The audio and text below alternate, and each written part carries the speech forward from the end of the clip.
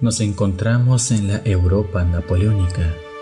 Un joven en Roma contempla desde el monte sacro la ciudad eterna y arrodillado jura entre lágrimas que no tendrá descanso hasta romper las cadenas del poder que oprimen a los suyos.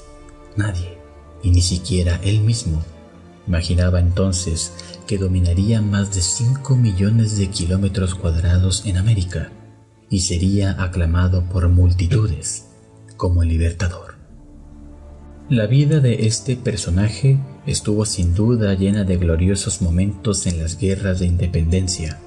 Aristócrata, militar y político de avasalladora personalidad, sufriría también los reveses de la traición y el derrumbe de sus planes en América del Sur.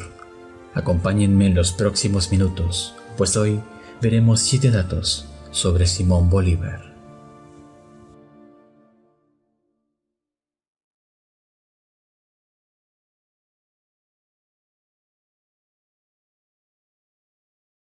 Agradecimientos especiales a Estefanía dos Santos por la escritura y dirección de este mini documental y guión. Formación en Europa. Bolívar nació en 1783 en la cuna de una familia criolla de origen vasco, de la más alta aristocracia de Caracas. Heredero de una sólida fortuna, quedó huérfano a la edad de 9 años y bajo la tutela de su abuelo fue instruido por Simón Carreño, de quien tomó gran inspiración y a quien admiraría al ser exiliado a Europa por participar en los primeros intentos de independencia. Con un carácter obstinado e independiente, el joven Simón decide partir a España, donde convive muy de cerca con los miembros de la corte del rey Carlos IV y donde cultivó su pensamiento, asistiendo a tertulias de los círculos más cultos de la ciudad. Una vez casado, volvería a Venezuela. Sin embargo, la repentina viudez le obligaría a partir de nuevo a España y emprender un viaje por las principales ciudades europeas, donde llegó a presenciar la consolidación del imperio napoleónico y la coronación misma del emperador. Se ha llegado a afirmar que la contemplación de Napoleón fue tal que produjo en Bolívar el referente de lo que más tarde él mismo realizaría en América. República de Colombia.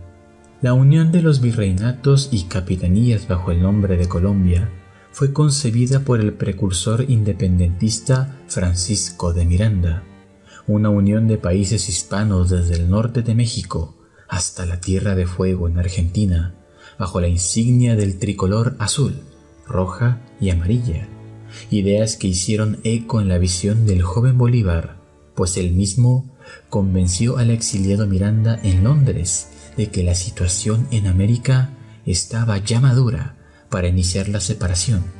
El libertador daría a conocer sus propios planes sobre una Colombia en sus escritos Manifiesto de Cartagena y la Carta de Jamaica. Bolívar planteaba la unión de Nueva Granada y Venezuela bajo un poder central, tomando como ejemplo el gobierno de Gran Bretaña. Por fin, luego de cobrar sus primeras victorias y hacerse con el dominio del territorio granadino y de Venezuela Oriental, Bolívar convocó a un congreso en la ciudad de Angostura para establecer el orden político de los lugares próximos a conquistar. Y es allí, en el 17 de diciembre de 1819, donde nace la República de Colombia, de la que él mismo sería presidente. El territorio actual de Ecuador, Quito y Guayaquil se incorporarían más tarde en 1922. Sin embargo, las rebeliones y los desacuerdos harían que la Gran Colombia se diluyera después de 11 años de turbulenta unión. Encuentro con San Martín.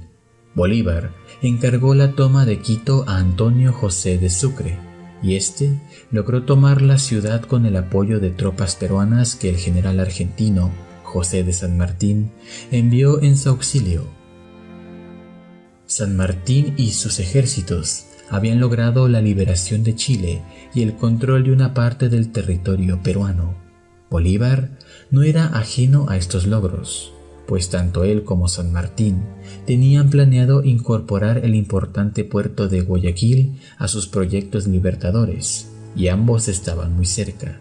Sin embargo, Bolívar logró anexar el puerto de la Gran Colombia antes que San Martín pudiera hacer algo. Decidió entonces encontrarse en Guayaquil con el general argentino y en una carta le ofreció sus tropas colombianas para la causa peruana. Días después, ambos generales se abrazaron al encontrarse el 26 de julio de 1822. Sus diferencias se hicieron manifiestas inmediatamente. Bolívar extrovertido y confiado, San Martín, por otro lado, reservado e inmutable. El argentino pretendía incorporar Guayaquil a Perú, colaborar con las tropas bolivarianas para expulsar a los españoles e implantar una monarquía a la usanza europea.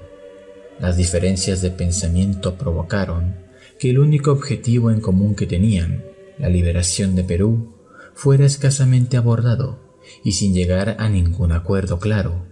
San Martín, decepcionado, abandonó Guayaquil en medio de una celebración que Bolívar había organizado en su honor. Había decidido retirarse de la contienda para siempre, despidiéndose de Bolívar con una elegante carta. Un mes después del encuentro, renunció a su cargo como protector de Perú. Se embarcó rumbo a Chile y desde Argentina se retiró a Europa, donde murió ya entrado en años. Misión argentina en el aire. Con el camino libre, el caraqueño logró el control de Perú, pero aún había un extenso territorio en manos de los españoles, el Alto Perú. Para esta misión, Bolívar envió de nuevo a Sucre, quien derrotó a las tropas enemigas. Tras convocar una asamblea, se declaró la independencia del territorio y se le bautizó con el nombre de República de Bolívar, hoy en día Bolivia, en honor al libertador. Pero el Alto Perú formaba parte de lo que años atrás era nada menos que el Virreinato del Río de la Plata, provocando la oposición de los argentinos a que las tropas bolivarianas controlaran el territorio. Sin embargo, tiempo después, reconocieron la libertad del Alto Perú para elegir su propio destino, pues los rioplatenses pasaban por una caótica situación interna al borde de la guerra contra Brasil, que pretendía apoderarse de la banda oriental. Hoy Uruguay, Argentina veía en Bolívar un aliado en el conflicto. La invasión brasileira era inevitable, y cuando la banda oriental y la frontera con Bolivia fueron ocupadas, congresistas de Buenos Aires se reunieron con Bolívar para pedir su apoyo, y éste advirtió al emperador de Brasil que junto con Perú y Argentina defendería la soberanía de los territorios. Al declararse la guerra, el general Bolívar ya se encontraba marchando sobre La Plata, pero a este punto, el presidente argentino Rivadavia, temeroso de la influencia de Simón Bolívar, solicitó la intervención de Gran Bretaña.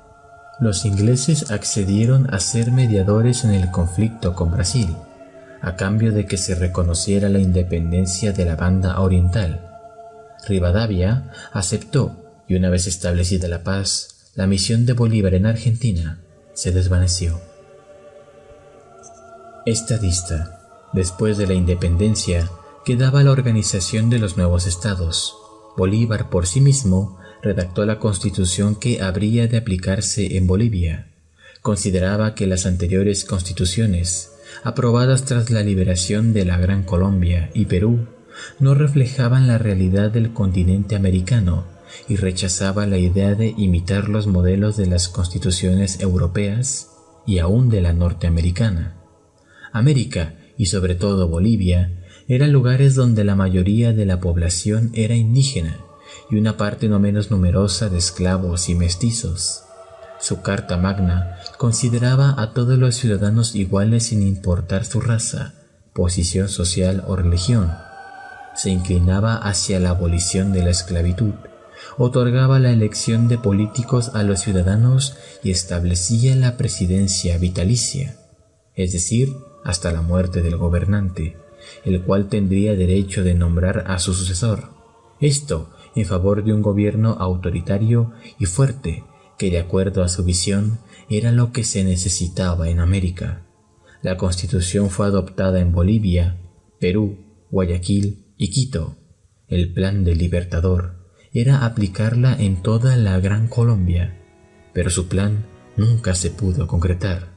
Grandes dificultades estaban por venir.